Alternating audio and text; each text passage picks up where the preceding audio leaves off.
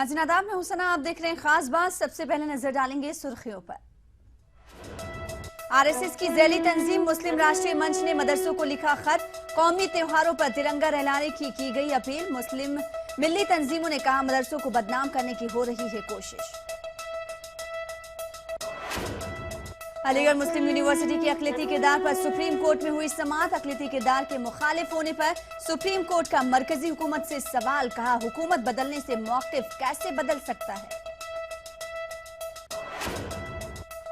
Delhi university में सुब्रमण्यम स्वामी की जानिब से किए गए सेमिनार की मुखालिफत। मुस्लिम तंजीमों ने कानपुर में सेमिनार की मजम्मत की। मध्य प्रदेश में मुनक्किद होने वाले सूर्य नमस्कार प्रोग्राम की मुस्लिम तंजीमों ने की मुखालिफत। मुस्लिम स्कूलों की शमूलियत के लिए बनाया जा रहा है दबाव, मिल्ली तंजीमों का इल्जाम। राजस्थान के शास्त्री नगर कब्रिस्तान पर नाजायज कब्जों का सिलसिला जारी। कब्जों की वजह से तदफीन के लिए जगह होती जा रही है कम।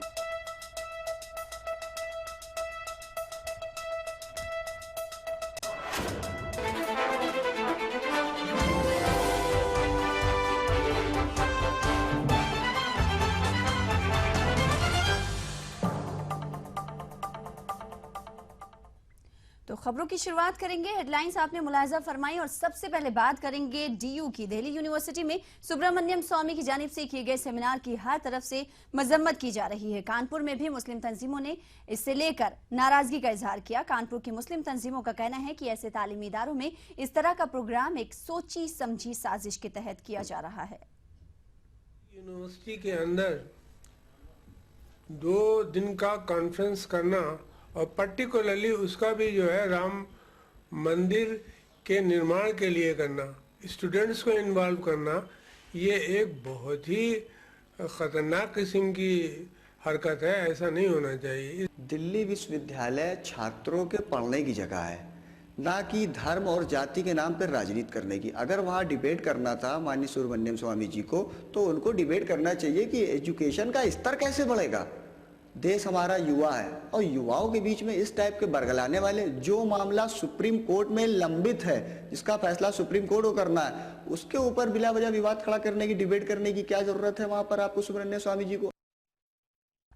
आरएसएस की झैली तंजीम मुस्लिम राष्ट्रीय मंच के जरिए मदरसों में कौमी त्योहार मनाने से मुताल्लिक खत भेजने पर तनाजा खड़ा हो गया है। इस खत में तमाम मदरसों से यौम जमहूरिया, यौम आज़ादी और गांधी जयंती के मौके पर तिरंगा लहराने की अपील की गई है। इस खत पर मदरसों ने कड़ा एतराज जताया है। दारुल उलूम देवबंद के बाद लखनऊ के नदवतुल उलमा ने भी इस पर रद्द-ए-अमल जाहिर किया है। नदवा के मुहतमिम मौलाना सईदुर रहमान आजमी का कहना है कि तमाम मदरसे आज़ादी के बाद से ही कौमी त्योहारों पर तकरीबात का एहतमाम करते हैं। मुस्लिम मंच जानबूझकर मदरसों को बदनाम करने की साजिश कर रहा है। मदारिस के अंदर 26 जनवरी को जश्न मनाने का जो खत भेजा गया है और दावत भेजी गई है, वो बिल्कुल गलत है। उनको मालूम होना चाहिए कि जब से हिंदुस्तान आज़ाद हुआ है उस वक्त से लेकर के आज तक तमाम मदारिस में हिंदुस्तान के 26 जनवरी को और 15 अगस्त को जश्न मनाया जाता है और आज़ादी का जश्न मनाया जाता है 15 अगस्त को, और जश्न जमहूरिया मनाया जाता है 26 जनवरी को। इस खत का भेजना और ये लोगों तक इस बात की दरख्वास्त का कहना कि मनाएं, इसका मतलब कि वो हमारे पे इल्ज़ाम लगा रहे हैं कि हम मनाते नहीं हैं, ये बहुत ख़राब बात है। वहीं इस मामले पर मौलाना लुकमान नदवी का क्या कहना है, ये देखते हैं। हुकूमत आई है उस वक्त से लेकर अब तक हिंदुस्तान में जो माहौल क्रिएट किया गया है, वो उस माहौल के बारे में सिर्फ आप ये कह सकते हैं कि ये इनटॉलरेंस है और ये अदम रवादारी पर मबनी है। इस वक्त जो माहौल क्रिएट किया गया और जो क्रिएट किया जा रहा है, वो सारा का सारा माहौल सिर्फ मुसलमानों के ख़िलाफ़ ही नहीं है, बल्कि हिंदुस्तान की उस आवाम के ख़िलाफ़ है जिसने कभी ये सोचा था कि शायद नई हुकूमत आए तो कुछ हालात बदल जाएं, लेकिन ऐसा नहीं हो। तो आरएसएस की मुस्लिम शाख मुस्लिम राष्ट्रीय मंच यूपी की जानिब से मुल्क के मदारिस को एक खत लिखकर आइंदा 26 जनवरी को मदरसों में तिरंगा लहराने की अपील की गई है। इस पर मुस्लिम तंजीमों की जानिब से रद्द-ए-अमल का सिलसिला शुरू हो चुका है। इस ताल्लुक से हमारे नुमाइंदे ने मुस्लिम राष्ट्रीय मंच के all India convener Girish Joel से बातचीत की है। मुस्लिम राष्ट्रीय मंच उत्तर प्रदेश मदरसों को खत लिखने वाली है। मदरसों को खत इसलिए लिखा जाएगा ताकि वहाँ झंडा महोत्सव किया जाए। हमारे साथ तो मौजूद है मुस्लिम राष्ट्रीय मंच के all India organiser convener Girish Goyal ji. Girish Goyal ji, जिस तरह से उत्तर प्रदेश के जो आपके जिम्मेदार हैं मुस्लिम राष्ट्रीय मंच के, उसने लेटर लिखने की बात कही है मदरसों को ताकि वहाँ झंडा महोत्सव किया जाए, इस हवाले से लेटर वो होगा। एक तो मैं आपको जानकारी देना चाहता हूँ कि सलाम ए मादरे वतन के नाम से पिछले 2000 साल से हम इस कार्यक्रम को हर 26 जनवरी को मुस्लिम मोहल्लों में करते हैं और कहीं ना कहीं हज़रत मोहम्मद साहब सल्लल्लाहु अलैहि वसल्लम ने कहा है कि हुब्बल वतनी मिनल ईमान है, लेकिन इशारे में बात कही है, उसका खुलासा नहीं हुआ। हिंदुस्तान के संदर्भ में अगर हुब्बल वतनी को बढ़ाना है तो कहीं ना कहीं हिंदुस्तान की खासियत, हिंदुस्तान की तहजीब और हिंदुस्तान के जो मापदंड हैं वो मुस्लिम बच्चों के बीच में पहुंचने चाहिए। कहीं ना कहीं आप हुब्बुल वतनी की बात कर रहे हैं तो आपको ऐसा फील हुआ होगा कभी के बच्चों में हुब्बुल वतनी पैदा की जानी चाहिए, ऐसा नहीं था क्या? नहीं, ऐसा नहीं था। हुब्बुल वतनी हम सबके अंदर है, लेकिन हमारी गुर्बत की, हमारी नाइल्मी की धूल उस पर चढ़ती रहती है।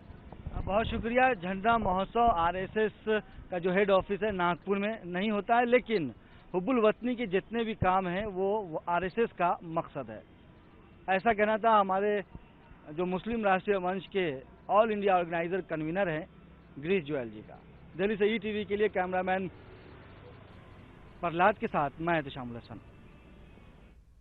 चलिए आगे बढ़ेंगे। अलीगढ़ मुस्लिम यूनिवर्सिटी के अक़लियती किरदार पर सुप्रीम कोर्ट में समाअत हुई। समाअत के दौरान अदालत ने कहा कि हुकूमत बदलने से मौक़िफ़ कैसे बदल सकता है। वाज़ेह है कि मौजूदा एनडीए हुकूमत एएमयू के अक़लियती किरदार को कबूल नहीं करती है। मरकजी हुकूमत ने साबिक़ा यूपीए हुकूमत के जरिए दाखिल करदा एफिडेविट में भी तब्दीली की बात की है। इस पूरे मामले पर हमारे नुमाइंदे एहतशामुल हसन ने सुप्रीम कोर्ट के वकील एजाज मकबूल से खास बातचीत की है। अलीगढ़ मुस्लिम यूनिवर्सिटी के अक़लियती किरदार के हवाले से आज सुप्रीम कोर्ट में समाअत हुई। हमारे साथ मौजूद हैं सुप्रीम कोर्ट के वकील एजाज मकबूल साहब। एजाज मकबूल साहब, क्या कुछ बातें आज हुई समाअत के दौरान और किस नतीजे तक जज पहुंचे और पूरा बहस कैसा रहा आज का? आज जो मैटर था, आज वो सुप्रीम कोर्ट ने के 3 जजेस बेंच में ये मैटर लगा था, क्योंकि ये मैटर लार्जर बेंच को रेफर हुआ है और उसमें जस्टिस केहर, जस्टिस इकबाल और जस्टिस नागप्पन के सामने ये मैटर लगा था। उसमें सबसे पहले यूनियन ऑफ इंडिया की तरफ से attorney general mister Mukul Rohatgi appear हुए और उन्होंने ये कहा कि यूनियन ऑफ इंडिया का जो स्टैंड हाई कोर्ट में था कि 1981 अमेंडमेंट के बाद अलीगढ़ मुस्लिम यूनिवर्सिटी एक माइनॉरिटी एस्टैब्लिश्ड इंस्टीट्यूशन है, वो स्टैंड गवर्नमेंट ऑफ इंडिया का गलत था और जो अपील यूनियन ऑफ इंडिया ने हाई कोर्ट के जजमेंट के खिलाफ फाइल की है वो भी गलत है और वो एक एफिडेविट फाइल करेंगे और कहेंगे कि अजीज़ बादशाह का जजमेंट सही है और 1920 एक्ट के तहत, पार्लियामेंट्री एक्ट के तहत यूनिवर्सिटी कायम हुई है और ये एक अक़लियती यूनिवर्सिटी नहीं है। उसके और तो जजेस ने ये कहा कि ये एक बड़ा मामला है और इसमें कई दिनों की समाअत की ज़रूरत है। तो उसमें जस्टिस इकबाल की चूँकि अब रिटायरमेंट का पीरियड आ रहा है तो उसमें वो उसको हियर करके उसमें जजमेंट नहीं दे पाएंगे। यूनिवर्सिटी की तरफ से आज मिस्टर पीपी राव अपीयर हुए थे और उन्होंने ये कहा कि ये मैटर में या तो ये मैटर लार्जर बेंच को रेफ़र होना चाहिए 7 जजेस का, क्योंकि वो 1968 का जो अजीज़ बादशाह जजमेंट है वो उसी को रिलाई किया था हाई कोर्ट ने।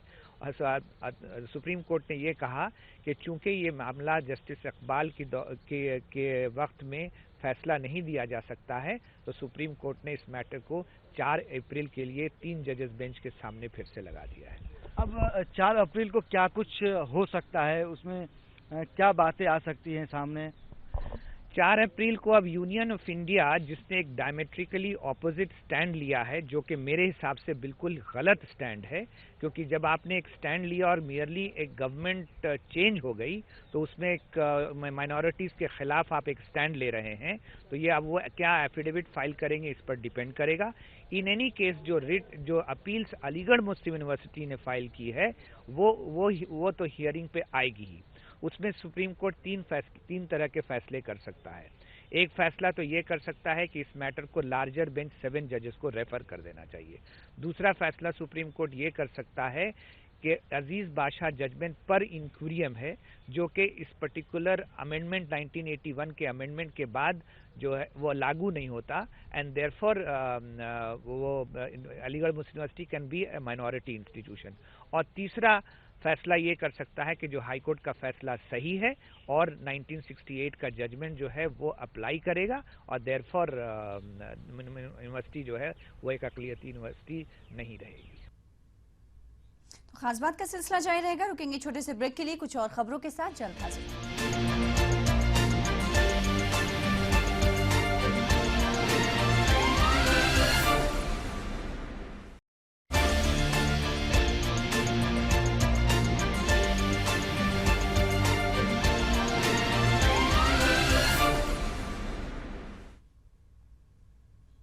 ब्रेक के बाद एक बार फिर आपका खास बात में इस्तकबाल करते हैं। दारुल उलूम नदवतुल उलमा के मोहतमिम मौलाना सईदुर रहमान आज़मी ने बाबरी मस्जिद के मामले में बीजेपी लीडर सुब्रमण्यम स्वामी के बयान पर शदीद रद्द-ए-अमल का इजहार किया है। उन्होंने लखनऊ में ईटीवी से बातचीत करते हुए कहा कि वो पूरे मुल्क में 1 लाख मंदिर बनवा लें, लेकिन किसी मस्जिद को तोड़कर उसकी जगह मंदिर बनाया नहीं जा सकता। उन्होंने आरएसएस की जानिब से हिंदुस्तान के तमाम बाशिंदों को हिंदू कहने पर सख्त एतराज जताया। उन्होंने स्वामी की कोशिश को मुल्क के लिए खतरनाक बताया है। सारी दुनिया के मुसलमानों का अकीदा है कि मस्जिद अल्लाह का घर है, उसमें कोई आदमी किसी तरह की कोई उसके अंदर अब तब्दीली और कोई उसमें वो किसी को तसर्रुफ नहीं कर सकता। वो जैसे है वैसी रहेगी, उसके ऊपर कोई मंदिर या कोई दूसरी इबादतगाह उसके ऊपर नहीं बन सकती। मस्जिद मस्जिद है, और जी आप मंदिर बनाएं और जितना चाहे मंदिर बनाएं, पूरे हिंदुस्तान में आप लाखों करोड़ों मंदिर बना लीजिए, लेकिन किसी मस्जिद को गिरा करके या मस्जिद के को गिरा करके आप मंदिर बनाएंगे तो वो कोई मुसलमान कबूल नहीं करेगा और ना अल्लाह कबूल करेगा। मध्य प्रदेश में मंगल को मुनक्किद होने वाले सूर्य नमस्कार प्रोग्राम की मुस्लिम तंजीमों ने मुखालिफत की है। मुस्लिम तंजीमों का कहना है कि अदालत के हुक्म के बावजूद सरकारी मिशनरियों के प्रोग्राम में मुस्लिम स्कूलों और तलबा की शमूलियत की गैर जरूरी दबाव बना रही है, जिसे किसी भी तरह कबूल नहीं किया जा सकता है। इस्लाम की जो बुनियाद है वो तौहीद खालिस पर है। तौहीद खालिस का मतलब ये होता है एक अल्लाह को मानना, अल्लाह की ज़ात, अल्लाह की सिफ़ात और अल्लाह के अहकामात के अंदर किसी और को शरीक ना करना। मुसलमान बच्चों को इससे एहतियात करना चाहिए और इंतज़ामिया को भी इस सिलसिले में एहतियात से काम लेना चाहिए कि मुसलमान बच्चों को इस पर मजबूर ना किया जाए।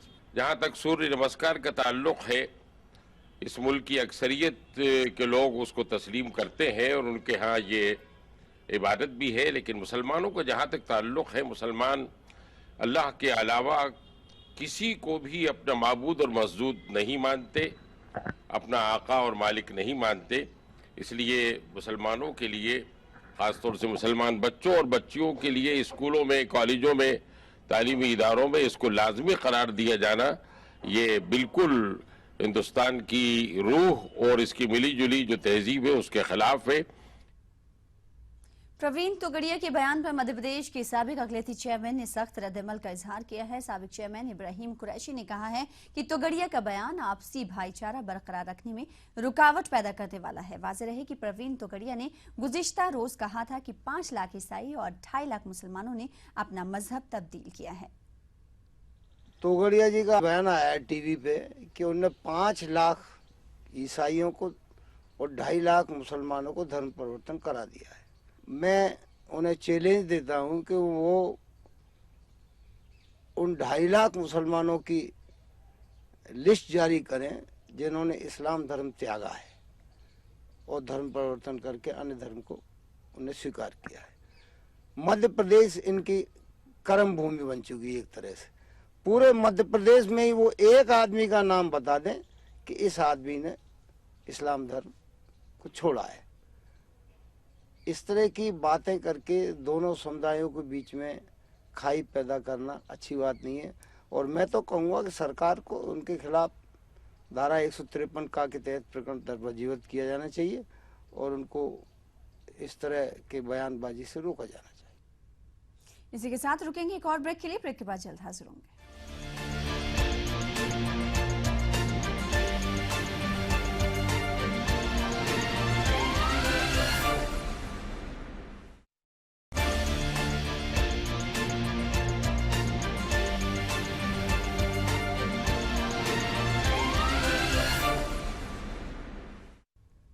ब्रेक के बाद खास बात में आपका इस्तकबाल करते हैं और अब हम बात करेंगे मेरठ की, जहां के मनीष त्यागी नज्म और मजमून के जरिए समाजी इत्तेहाद का पैगाम दे रहे हैं। गुज़िश्ता 25 बरसों से जारी ये कोशिश अब अंजुमन जमहूरियत पसंद मुसन्निफीन के बैनर तले एक तहरीक की शक्ल इख्तियार कर रही है। मनीष मानते हैं कि गलत बयानी और झूठ की बुनियाद पर पैदा की जा रही आपसी इख्तलाफात को कलम और ज़बान की ताकत से ही खत्म किया जा सकता है। किताब निकल गई है हमारे जनवादी लेखक संघ की, और उसमें हमने लोगों को यही बताया, हमने वही सांप्रदायिकता सद्भाव के गीत गाए, किसानों की मुसलमानों की एकता के गीत गाए, ताकि जनता समझ सके, जनता को हम एजुकेट कर सके कि वो जो ये सांप्रदायिक फांसीवादी ताकतें हैं इनके बहकावे में भी वो जनता ना आए और अपना मिलजुल के रहे। अपनी जो बुनियादी समस्याएं हैं स्वास्थ्य की, शिक्षा की और विकास की, रोजगार की, दवाई की। इलाहाबाद हाई कोर्ट में अपने एक अहम फैसले में यूपी बोर्ड को हुक्म दिया है कि उर्दू मजमून के साथ इम्तहान देने वाले उम्मीदवारों की मार्कशीट में फौरी तौर से नंबरात दर्ज किए जाएं। वाज़ेह है कि अजरा नाम की तालिबा ने उर्दू मजमून के साथ हाई स्कूल का इम्तहान दिया था, लेकिन यूपी बोर्ड उर्दू मजमून और नंबरात को मार्कशीट में दर्ज नहीं किया गया था। तालिबा की तरफ से शिकायत के बाद बोर्ड ने उर्दू की जगह पर दूसरा मजमून जोड़कर नंबरात दे दिए थे। बोर्ड के इस रवैये के खिलाफ उर्दू डेवलपमेंट ऑर्गेनाइजेशन ने इस मामले में पहल की। तंजीम का कहना है कि यूपी बोर्ड का उर्दू के साथ इस तरह का इम्तियाजी सलूक मामूल का हिस्सा बन गया है। मुतासरा तालिबा ने यूपी बोर्ड के खिलाफ इलाहाबाद हाई कोर्ट का दरवाजा खटखटाया था। हाई कोर्ट ने मामले की समाअत के बाद बोर्ड को सख्त हिदायत जारी की है। रांची यूनिवर्सिटी के शोबे उर्दू में तलबा तालिबात की तालीमी तरक्की के लिए शोबे की लाइब्रेरी के निज़ाम को दुरुस्त किए जाने की कोशिशें शुरू हो गई हैं। इन ख्यालात का इजहार शोबे की नई सदर कहकशा परवीन ने ईटीवी के साथ खास बातचीत में किया। तकरीबन 16,000 से ऊपर ही हैं किताबें, और लेकिन वो तमाम बेतरतीब हालात में हैं। तो इस सिलसिले में सबसे पहले तो उनको तरतीब देना, सही तरीके से उन तक पहुँचाना मेरी सबसे पहली जिम्मेदारी मैंने माना है। इसके लिए मैं कार्रवाई कर रही हूँ।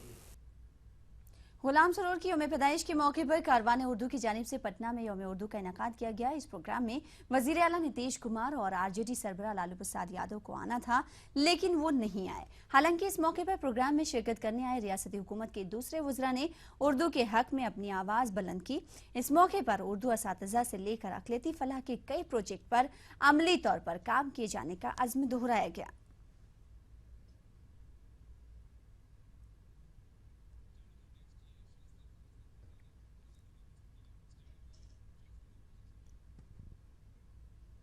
राजस्थान के शास्त्री नगर के कब्रिस्तान से कब्जा हटाए जाने की तमाम कोशिशें अब तक नाकाम रही हैं।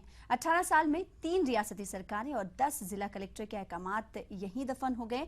जमीन पर नाजायज कब्जा करने वालों का दायरा बढ़ता गया और अब ये हालत है कि इस कब्रिस्तान में तदफीन की जगह भी मुश्किल से मिल पाती है। तो आप देखें हमारी खुसूसी रिपोर्ट और मुझे दें इजाजत। आदाब।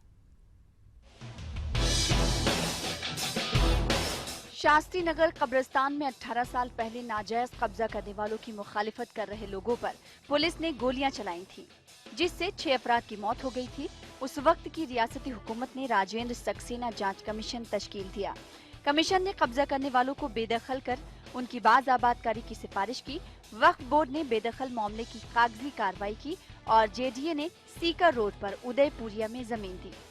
लॉटरी निकालकर 123 कब्जा करने वालों को 40-40 मुरब्बा मीटर जमीन दी गई, लेकिन जिला इंतजामिया नाजायज कब्जा करने वालों से कब्रिस्तान खाली नहीं करा सका।